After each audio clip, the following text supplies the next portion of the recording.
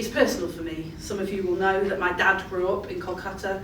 He still calls it Calcutta, so apologies. He's that generation. And that is where my family, my Indian family, still live. They are intensely irritated that I'm going to Mumbai and Delhi next week, and not to West Bengal. In fact, they said to me, it's only a short distance. Not in English terms, it's not. But I've had to promise that I will go back very soon. And, you know, there's a truth there that I am deeply, deeply proud of my Indian heritage. I think Eric Hobsbawm, the great historian, once said that as an immigrant, you live your life at a tangent to the world. And as the daughter of a dad who was born and grew up in India, who made his home here in the UK, I really understand that. It gives you a different perspective on the world. It gives you a different perspective on society. And I've always felt very much a global citizen with a deep, deep sense of connection to India, to Indian culture and to the Indian people.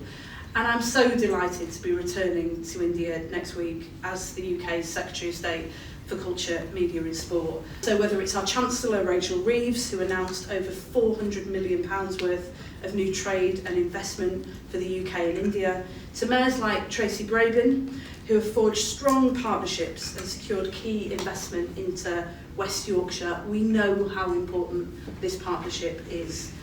I grew up not in Yorkshire, which to us is the wrong side of the Pennines, sorry Maggie. I grew up in Manchester, and it's a city that was shaped by waves of immigration and always has been through our history. And it's a city, like so many of our towns and villages and cities across the UK, that is home to a strong British Indian community who have helped to define what it means to be British. From food and music to sport, dance, literature and fashion, we are second to none.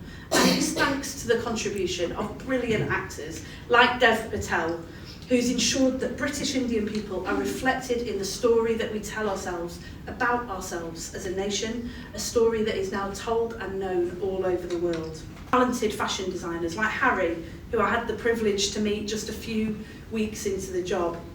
Carolyn Bourne, and at the forefront of British fashion, he is quite simply one of our greatest exports. And for me, very personally, people like Gurinder Chadha and Meera Sayal and Sanjeev Bhaskar, who are here today, these are the pioneers who showed my generation growing up as a mixed-race kid with proud Indian heritage in Manchester that we belong to this nation, and that our nation is enriched by the unique contribution of British Indians. You helped to shape and forge our sense of identity, and you gave us a sense of pride and confidence in who we are. And I can't personally thank you all enough for doing that for us. These are the people who are the living, breathing bridge between our two nations. And next week, that is the message that I'll be taking to Mumbai and to Delhi. Because in film, fashion, literature, music and the arts, Britain and India lead the world, and together we are formidable. And so it's fitting that when I return next week, we will be seeking to forge a closer cultural partnership, one that will light up the world like the brilliant art of China Berman. The world is entering a new era, and there is a deep sense of disquiet, I think, here in the UK and across the world about what that means. We're having to navigate stormy times, and so much is unknown, so much is changing. But this relationship right now is more important than ever. A relationship that evolves, but will always endure. And friends, we've lived through so many chapters together. The High Commission alluded to that in all of their light and dark. But this is a friendship that matters.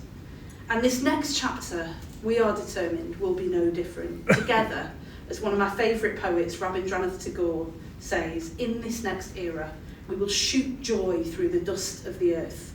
Old love, but in shapes that renew and renew forever.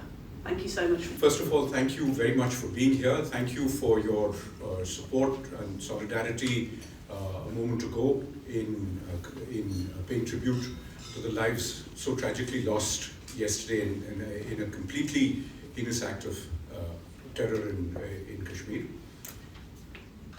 It is an important point to reaffirm who we are, why we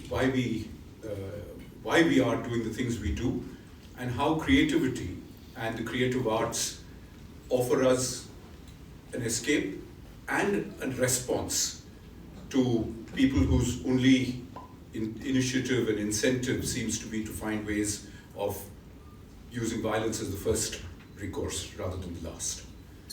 In a world in which increasingly things are fractious, the creative arts, so well represented in this room, are the best antidote we have to the hatred that often fills our minds. But there is more to it than that. It is an opportunity here today to celebrate the partnership between India and the United Kingdom.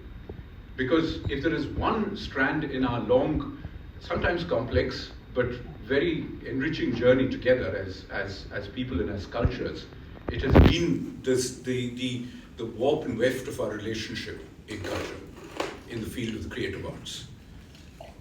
Start with film, for instance. You probably don't know the extent to which the City of London has provided backdrop to a large chunk of the Indian film industry, and we have some representatives right here who are aware of that. There are South Asians, and I use the word advisedly because it isn't just Indians, who come for so-called Bollywood tours of bits of London that have featured in Bollywood movies. And it's, like you have a Friends store or the Friends serial in New York, the Central Perk, etc., etc. There are people who will point out which song was shot where, and you'll see, if you see young South Asians posing oddly in odd bits of London traffic, because it's moving slowly enough anyway, you can stand in the middle of the road. You will actually realize that this is a Bollywood bit that is being reimagined.